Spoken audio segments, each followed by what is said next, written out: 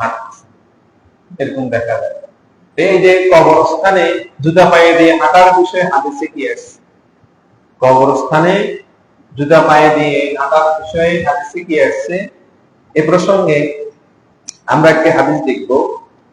এই হাদিসটি আবু দাউদ শরীফের হাদিস, সহিহ হাদিসের কিতাব আবু দাউদ শরীফের হাদিস। রাসূল সাল্লাল্লাহু আলাইহি ওয়াসাল্লামের একজন খাদেম ছিলেন, তার নাম হলো হযরত মুকদাস বাশির রাদিয়াল্লাহু তাআলা। হযরত বাশির রাদিয়াল্লাহু তাআলা তিনি হলেন রাসূল সাল্লাল্লাহু আলাইহি ওয়াসাল্লামের একজন খাদেম। কি ছিলেন? খাদেম ছিলেন হযরত বাশির রাদিয়াল্লাহু তাআলা। তো তিনি বলতেছেন যে আমি একবার রাসূল সাল্লাল্লাহু আলাইহি ওয়াসাল্লামের সাথে, তিনি বলতেছেন আমি একবার রাসূল সাল্লাল্লাহু আলাইহি ওয়াসাল্লামের সাথে একটি কবরস্থানের পাশ দিয়ে অতিক্রম করতেছি। রাসূল সাল্লাল্লাহু আলাইহি ওয়াসাল্লামের সাথে একটা কবরের পাশ দিয়ে কি করতেছি? অতিক্রম করতেছি। তখন এবার রাসূল সাল্লাল্লাহু আলাইহি ওয়াসাল্লাম ওই কবরস্থানের মধ্যে কিছু কবর ছিল মুশরিকদের কবর। কাদের কবর? মুশরিকদের কবর। তখন এবার ওই মুশরিকদের এই কবরকে উদ্দেশ্য করে রাসূল সাল্লাল্লাহু আলাইহি ওয়াসাল্লাম বলতেছেন, এই যে মুশরিকদের কবরগুলা দেখা যাচ্ছে, এই মুশরিকদের কবরগুলা তারা কল্যাণ পাওয়ার পূর্বে, কল্যাণ পাওয়ার মানে কি?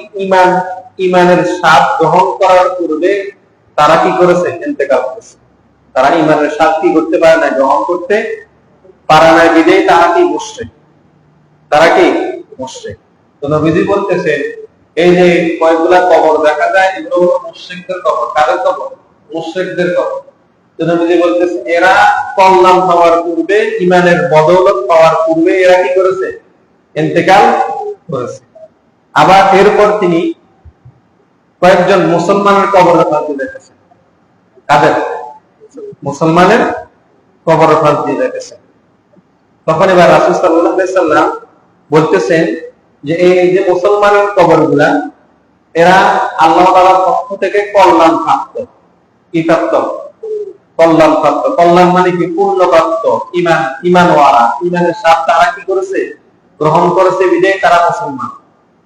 বুঝলেন না মনে কথা? ইমানের স্বাদ তারা কি করেছে? গ্রহণ করেছে, বিধায় তারা কি? মুসলমান। তখন এবার রাসূল সাল্লাল্লাহু আলাইহি ওয়াসাল্লাম দেখলেন ওই কবরস্থানের ভিতরে একজন ব্যক্তি জুতা পায়ে দিয়ে হাঁটতেছে। ওই কবরস্থানের ভিতরে একজন ব্যক্তি কি করতেছে? জুতা পায়ে দিয়ে হাঁটতেছে কবরস্থানের ভিতরে। তখন এবার রাসূল সাল্লাল্লাহু আলাইহি ওয়াসাল্লাম ওই ব্যক্তিকে লক্ষ্য করে বললেন, হে যুবক, ওই ব্যক্তিকে লক্ষ্য করে বললেন, হে যুবক, হে জুতা পরিধানকারী, তোমার জন্য অনেক বড় দুঃখ আছে। কি আছে? দুঃখ আছে। কি আছে? দুঃখ আছে, তোমার জন্য অনেক কষ্টের। কেননা কারণ কি? তুমি কবরস্থানে জুতা পায়ে দিয়ে হাঁটতেছ। কি করতেছ? কবরস্থানে জুতা পায়ে দিয়ে হাঁটতেছ। তুমি তোমার পায়ের জুতা খুলে ফেলো। তোমার পায়ের জুতা কি করো? খুলে ফেলো। তো ওই লোকটা রাসূল সাল্লাল্লাহু আলাইহি ওয়াসাল্লামের দিকে তাকায় দেখলেন যে নবীজি। লোকটা নবীজিকে দেখে চিনছে। তখন রাসূল সাল্লাল্লাহু আলাইহি ওয়াসাল্লামের এই কথা তার সে পালন করে তার পায়ের থেকে কি করলো? জুতা খুলে ফেলল। জুতা কি করলো? খুলে ফেলল। তার মানে আমরা এই হাদিস থেকে যে বিষয়টা জানলাম যে কবরস্থানের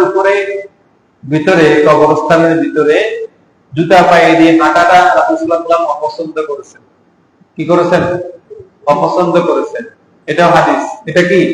হাদিস। রাসূল এটা অপছন্দ করেছেন। এটাকে আমরা করতে পারবো না। রাসূল যে কাজটা অপছন্দ করেছেন এই কাজটা আমাদের করার সুযোগ কি নাই।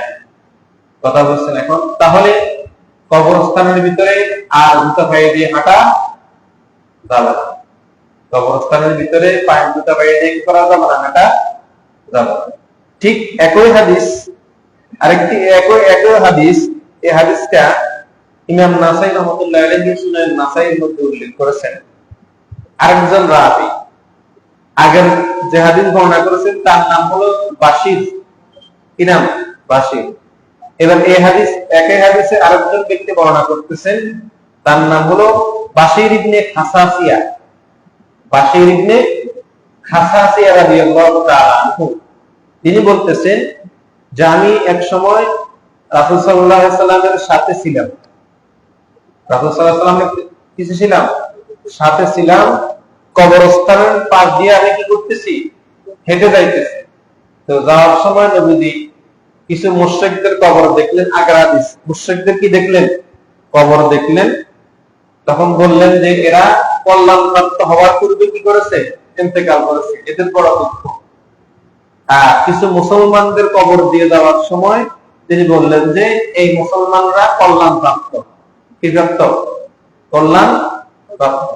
তখন ওই সময় রাসূল সাল্লাল্লাহু আলাইহি সাল্লাম একজন ব্যক্তিকে দেখলেন, যে ব্যক্তি কবরস্থানের ভিতরে জুতা পায়ে দিয়ে কি করতেছে, হাঁটতেছে। ওই ব্যক্তি কবরস্থানের ভিতরে জুতা পায়ে দিয়ে কি করতেছে, হাঁটতেছে।